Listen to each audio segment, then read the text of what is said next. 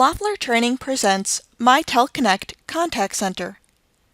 In this training, we will discuss the layout of the contact center, go over call handling, which includes logging in and out, starting or stopping taking calls, transferring, and conferencing. I will then show you how to interpret the Key Performance Indicators, or KPIs, and how to add wrap-up codes to calls. We will start with how to log in. Open a browser and enter the web page that your administrator has provided. Use the same user ID and password that you log into the Connect client with, and click Log In. Once logged in, your status shows in the upper left-hand corner of the screen. Right below your status, it shows your Agents tab. This tab only appears if you are a supervisor.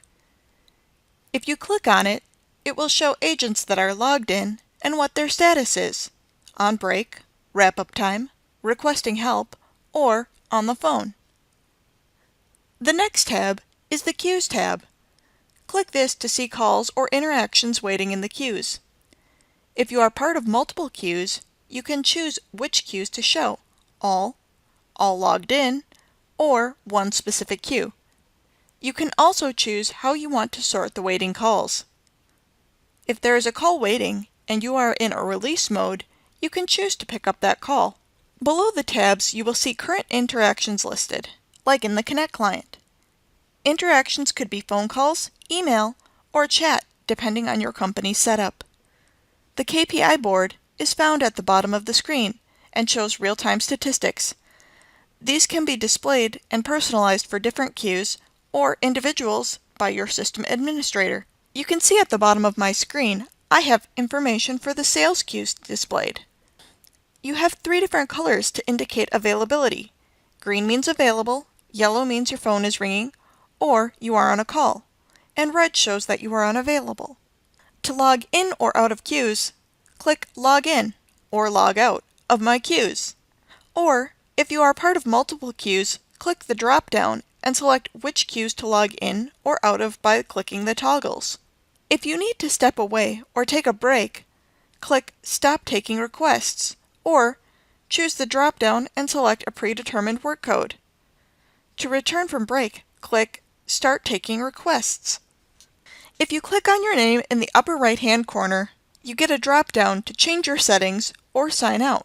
Within the settings, you can change your sound notifications, desktop pop-ups, see which queues you are currently logged into, and choose your default language.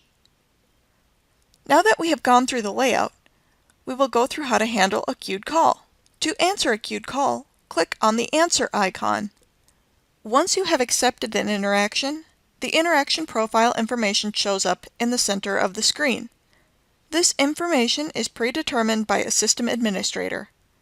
On mine, you can see the number of the caller, the name associated with that number, which queues the person called, the time the call came in, and what type of interaction it is. The call cell shows up just as it would within the Connect client and works the same way. To place a call on hold, click the pause icon. To retrieve a call from hold, click the answer icon. If a caller has asked you something and you don't know the answer, you can click on the raise hand icon and your supervisor will receive notification that you have requested help, as you can see here. They can choose to help in a few ways.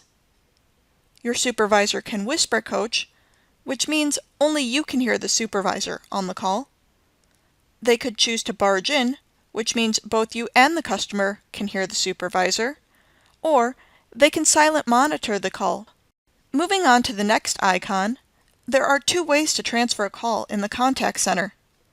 The first option is blind. Click the transfer icon within the call cell, type in the name or number, and click Blind Transfer. This will release you from the call and complete the transfer. The other transfer option is Consult. Click on the transfer icon within the call cell. Type in the name or number of the contact you would like to transfer to, and select Consult.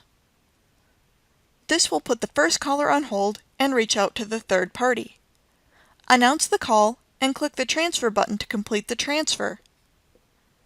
To add a third party in, click the Add Person icon within the call cell. Type in the name or number of the person you want to add, and click Consult. Once you have announced the conference to the third party, click the Add Person icon and your calls will be merged. From here, you can see who you are on the phone with in 2 places, shown here. Please note that if you hang up the phone, the other 2 parties are still connected.